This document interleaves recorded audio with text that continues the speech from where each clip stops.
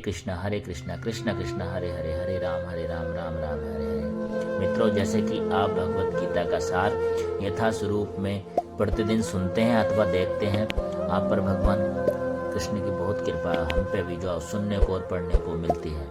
Channel को subscribe कर लेना, वीडियो को लाइक कमेंट शेयर कर देना, और आपको पूरी भगवत गीता इसी चैनल पर मिलेगी पार्ट बाई पार्ट में। शुरू करते हैं। इंद्राणी मन बुद्धि अस्य अधिष्ठानम उच्यते एतो विमोहति ऐसे ज्ञानम आवृत्य देहिनम। अर्थात भगवान कृष्ण अर्जुन से कहते हुए समझाते हैं, इंद्रियां, मन तथा बुद्धि इस काम के निवास स्थान हैं। इनके द्वारा यह काम जीवात्मा के वास्तविक ज्ञान को ढककर उसे मोहित कर लेता है। अर्थात चूंकि शत्रु ने बद्ध जीव के शरीर के विभिन्न सामरिक स्थानों पर अपना अधिकार कर लिया है, अतः भगवान कृष्ण उन स्थानों का संकेत कर रहे हैं जिससे शत्रु को जीतने वाला यह जान ले कि शत्रु कहाँ पर है। मन समस्त इंद्रियों के कार्यकलापों का केंद्र बिंदु है, अतः जब हम इंद्रिय विषयों के संबंध में सुनते हैं तो मन इंद्रिय तृप्ति के समस्त भावों का आधार बन जाता है। इस तरह मन तथा इंद्रियां काम की शरणास्थली बन जाते हैं। इसके बाद बुद्धि ऐसी कामपूर्ण रुचियों की राजधानी बन जाती है। बुद्धि आत्मा की निकट पड़ोसिन है। काम में बुद्धि से आत्मा प्रभावित होता है जिससे उसमें अहंकार उत्पन्न होता है, और वह पदार्थ से तथा इस प्रकार मन तथा इंद्रियों से अपना तदात्म कर लेता है। आत्मा को भौतिक इंद्रियों का भोग करने की लत पड़ जाती है, जिसे वह वास्तविक सुख मान बैठता है। श्रीमद् भागवत में आत्मा के इस मिथ्या स्वरूप का अत्युत्तम विवेचना की गई है। यस्यात्म बुद्धि कुपेण त्रिधातु के स्वेधि कलरात्रि ऋषु भौमित्य इज्यधि यतीर्थ बुद्धि सलिलेन करिश्चिलेन विज्ञसु सैसा गोखर।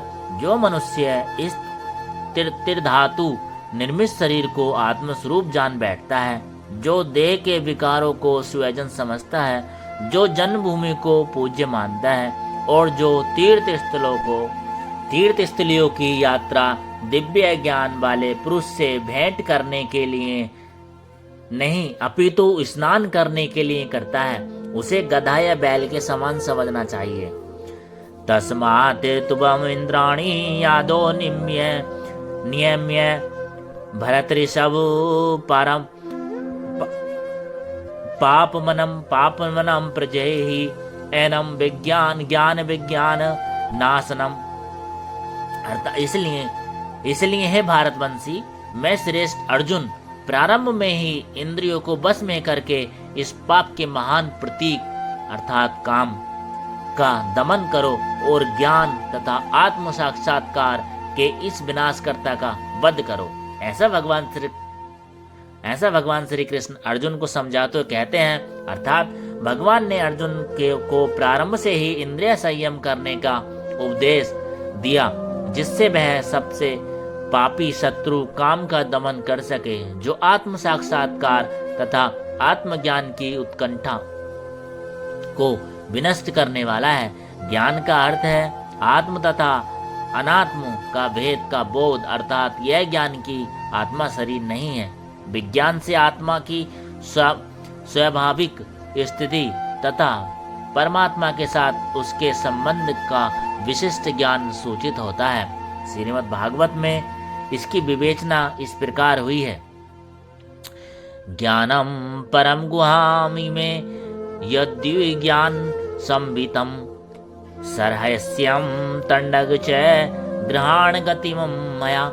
अर्थात आत्मा तथा परमात्मा का ज्ञान अत्यंत गुहा एवं रहस्यमय है, किंतु जब स्वयं भगवान द्वारा इसके विविध पक्षों की विवेचना की जाती है तो ऐसा ज्ञान तथा विज्ञान समझा जा सकता है। भगवत गीता हमें आत्मा का सम्मान और विशिष्ट ज्ञान अर्थात ज्ञान तथा विज्ञान प्रदान करती है। जीव भगवान के अभिन्न अंश हैं, अतः वे भगवान की सेवा के लिए हैं। यह चेतना कृष्ण भावनामृत कहलाती है। अतः मनुष्य को जीवन के प्रारंभ से इस कृष्ण भावनामृत को सीखना होता है, जिससे वह पूर्णतः कृष्ण भावनामृत होकर तदनुसार कर्म करे। काम ईश्वर प्रेम का विकृत प्रतिबिंब है और प्रत्येक जीव के लिए स्वाभाविक है, किंतु यदि किसी को प्रारंभ से ही कृष्ण भावनामृत की शिक्षा दी जाए तो प्राकृतिक ईश्वर प्रेम काम के रूप में विकृत नहीं हो सकता। एक बार ईश्वर प्रेम के काम रूप में विकृत हो जाने पर इसके मौलिक स्वरूप को पुनः प्राप्त कर पाना दुसाध्य हो जाता है। फिर भी कृष्ण भावनामृत इतना शक्तिशाली होता है कि विलंब से प्रारंभ करने वाला भी भक्ति के विधि विधानों का पालन करके ईश्वर प्रेमी बन सकता है। अतः जीवन की किसी भी अवस्था में या जब भी इसकी अनिवार्यता समझी जाए, मनुष्य कृष्ण भावनामृत या भागवती के द्वारा इंद्रियों को बस में करना प्रारंभ कर सकता है और काम को भगवत प्रेम में बदल सकता है, जो मानव जीवन की पूर्णता की चरम अवस्था है। इंद्राणी पराणयाहु निरेंद्रियभ्यम परम मन सतु पराबुद्धियोर बुद्धे परतस्तु से। अर्थात भगवान कृष्ण अर्जुन को समझाते हुए कहते हैं, कर्मेंद्रियां जड़ पदार्थ की अपेक्षा श्रेष्ठ हैं, मन इंद्रियों से बढ़कर है, बुद्धि मन से भी उच्च है और वह अर्थात आत्मा बुद्धि से भी बढ़कर है।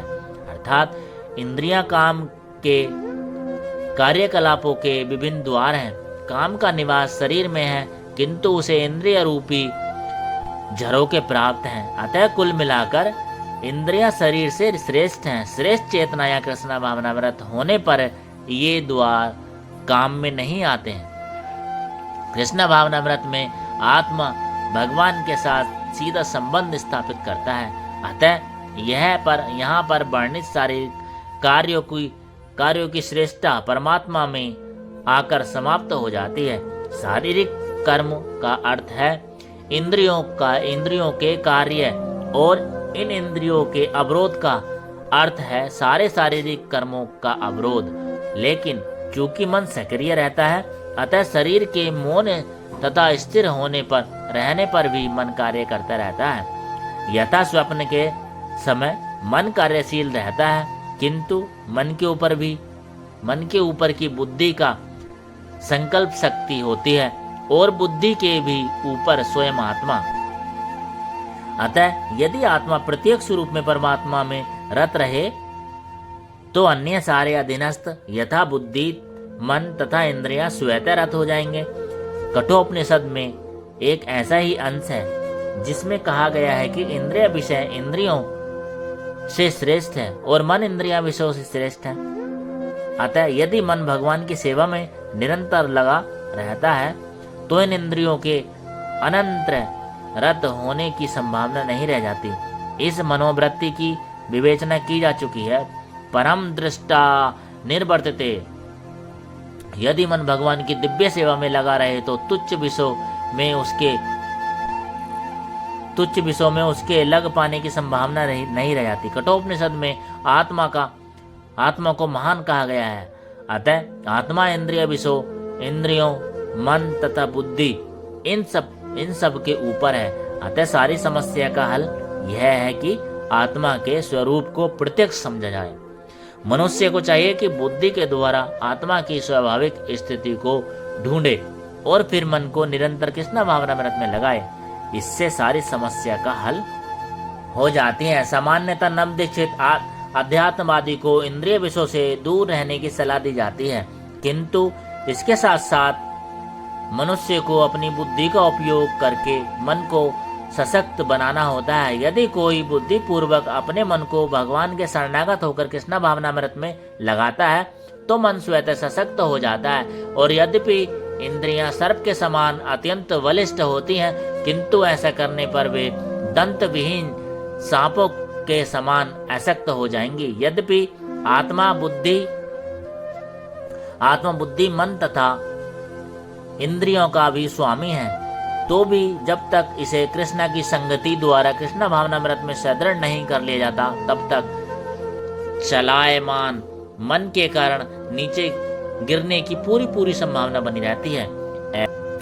एवं बुद्धे परम बुद्धुत्वा संस्तभ्य आत्मान जेहि शत्रु महाबाहो काम रूप दुरासदन। अर्थात इस प्रकार हे महाबाहु अर्जुन, अपने आप को भौतिक इंद्रियों, मन तथा बुद्धि से परे जानकर और मन को सावधान आध्यात्मिक बुद्धि अथवा कृष्ण भावनामृत में स्थिर करके अध्यात्म की शक्ति द्वारा इस काम रूपी दुर्जय शत्रु को जीतो। ऐसा भगवान श्री कृष्ण अर्जुन से कहते हुए समझाते हैं। भगवत गीता का यह 3 अध्याय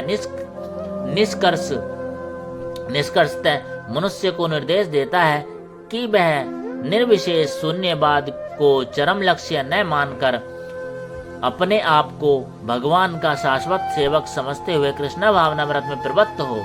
भौतिक जीवन में मनुष्य काम तथा प्रकृति पर प्रभुत्व पाने की इच्छा से प्रभावित होता है। प्रभुत्व तथा इंद्रिय तृप्ति की इच्छाएं बुद्धिजीवी की परम शत्रु हैं, किंतु कृष्ण भावनामृत की शक्ति से मनुष्य इंद्रियों मन तथा बुद्धि पर नियंत्रण रख सकता है।